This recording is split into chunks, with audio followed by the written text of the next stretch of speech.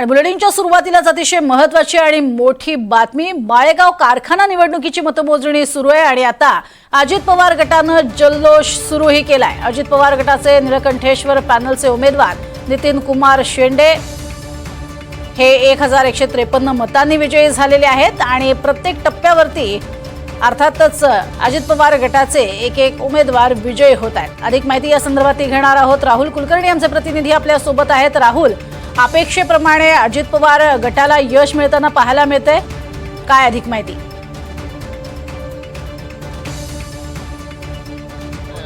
हे ज्या पद्धतीने आता सेलिब्रेशन करतायत, साहजिक आहे अत्यंत चुरशीची निवडणूक होती। एक उत्तम पद्धतीचं व्यवस्थापन श्री अजित पवार यांनी केलं। त्यांच्यासमोर जो गट होता तावरे गट, त्यांना असं वाटत होतं की ह्या निवडणुकीमध्ये आपल्याला इथली जनता अनपेक्षितपणे पाठिंबा देईल, तसं काही झालेलं नाही।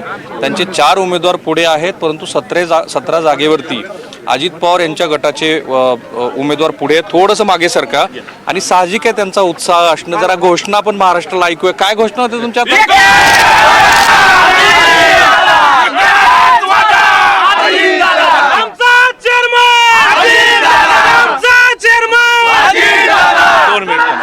तर हा जो उत्साह आहे, महाराष्ट्राच्या काळजाचा वादा,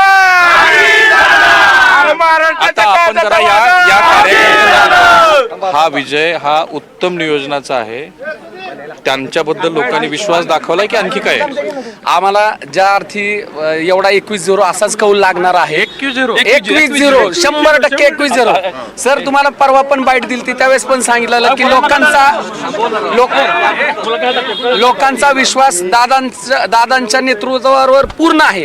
दादा सांगेल त्याला मतदान करणारी लोक या बारामती तालुक्यात आहेत। त्याच्यामुळे 21-0 आणि पॅनलचा चेहरा होते म्हणून चर्चा होती। पॅनल चेहरा दादा होते। 21-0 होणार, 1-3 तास फक्त वाट बघा, फक्त 21-0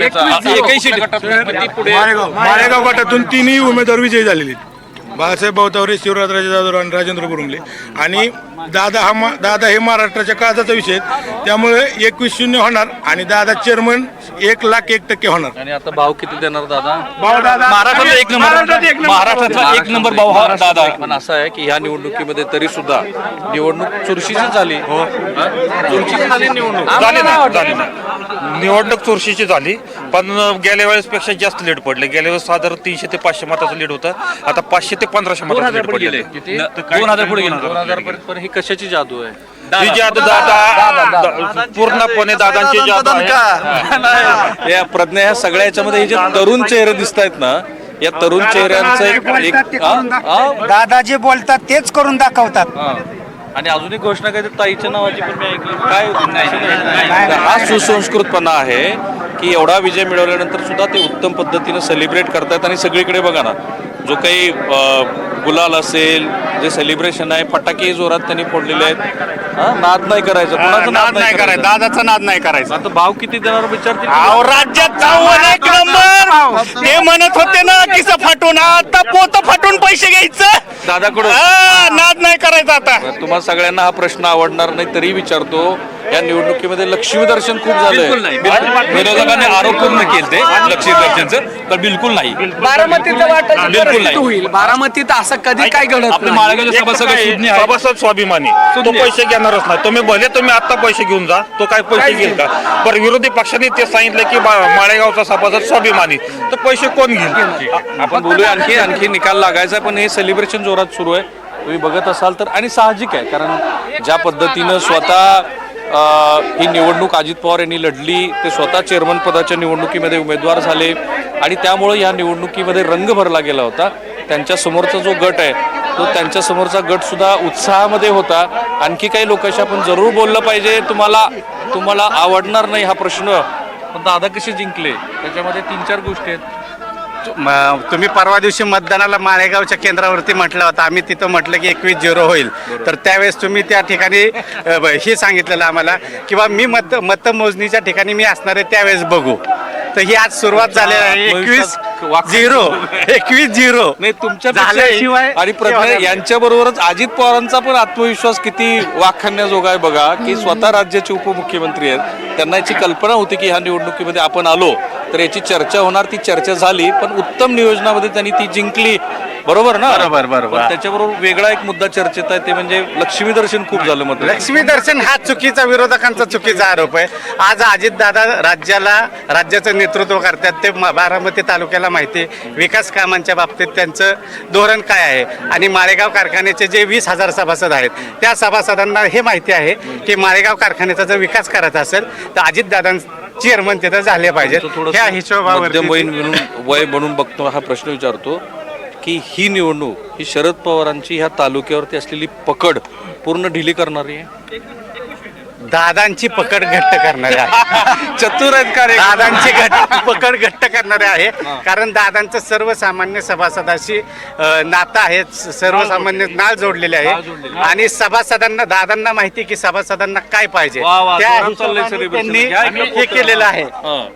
त्यामुळे आणि आज सभासद इतके आनंदात आहेत की दादा चेअरमन झाल्यानंतर माळेगाव कारखाना हा आपल्याला एका वेगळ्या उंचीवरती बघायला मिळणार आहे. आणि आज किती भाव 1 देणार? वर्षानंतर राज्यामध्ये सगळ्यात 1 नंबरचा भाव हा माळेगाव कारखाना देणार. तर यांना फार आनंद झालेला. कुठल्या गटातनं आणि कोण उमेदवार विजयी झाले? अजित पवार दादा गटातनं आणि माझा मोठा भाऊ शिवराज जाधवराव निवडून आले प्रचंड अरे बहुमताने. वा वा वा, अभिनंदन तुमचं. आता त्यांच्या बरोबर बाकी 4 मला वाटतं पुढे आहेत ना? 3 जण तावरे गटाचे पुढे आहेत. माजी चेअरमन बाळासाहेब भाऊ तावरे आणि बुरुंगले म्हणून एक आहे राजाभाऊ बुरुंगले निवडून मला आले. सांगा, तुमचे प्रचंड भाऊ बहुमत. विजयी झालेत म्हणून विचारतो. शरद पवारांना मानणारे जे मतदार होते त्यांनी पण तुमच्या भावाला मतदान केलं?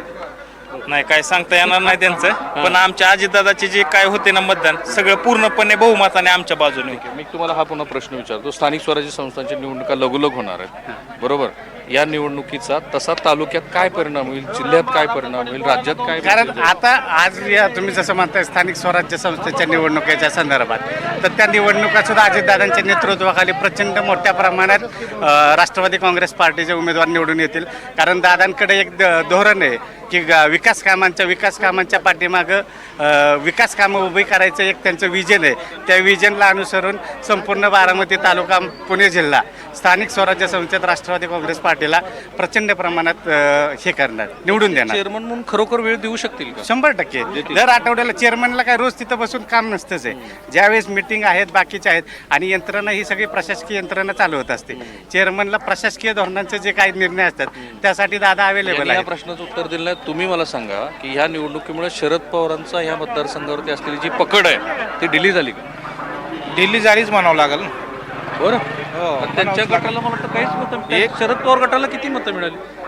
अजून तर चालू आहे 400-500च्या फक्त? ह्याच्यात हे आहे. तावरे आणि तुमच्यातच स्पर्धा हो झाली. तर प्रज्ञा, हे यासाठी महत्त्वाचं आहे की राष्ट्रवादी काँग्रेसचं राज्य पातळीवरचं नेतृत्व कुणाकडे असायला हवं ह्याबद्दलचा तर कौल महाराष्ट्रातल्या जनतेने दिलाच. लोकसभेला भलेही अजित पवारांना ते यश मिळालं नव्हतं, परंतु आता विधानसभा पाठोपाठ बारामतीमध्ये असलेला त्यांचा हा विजय त्यांच्या दृष्टीने महत्त्वाचा. जोरदार सेलिब्रेशन कार्यकर्ते करतायत आणि त्या सेलिब्रेशनमध्ये आपण बघत आहोत की सगळ्याच गटामध्ये अजून मला वाटतं 4 गटामध्ये तावरे गट अजून आघाडीवरती आहे, परंतु तिथे सुद्धा आपण विजय मिळू आणि 21-0 होईल असा त्यांना विश्वास आहे. ही निवडणूक याच कारणामुळे गाजली की ज्या निवडणुकीमध्ये स्वतः अजित पवारांनी चेअरमन पदासाठी उमेदवारी अर्ज दाखल केला होता. आता प्रश्न असेल तो खरोखर माळेगाव हे सभासद शेतकऱ्यांसाठी उत्तम भाव देतील का? आणि तसा जर पायंडा पडला तर त्याचे परिणाम या बारामती, फलटण ह्या आजूबाजूला असलेल्या खाजगी आणि सहकारी साखर कारखान्यामध्ये सुद्धा दिसतील.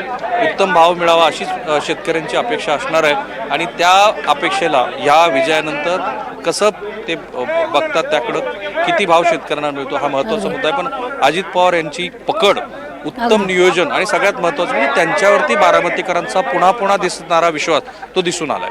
नक्कीच. मात्र यात काका पुतळ्याचं काही साठलोटं सुद्धा होतं का, असा सुद्धा विषय अर्थातच येत्या काळामध्ये चर्चेला येईलच. तुर्तास धन्यवाद या संपूर्ण माहितीसाठी.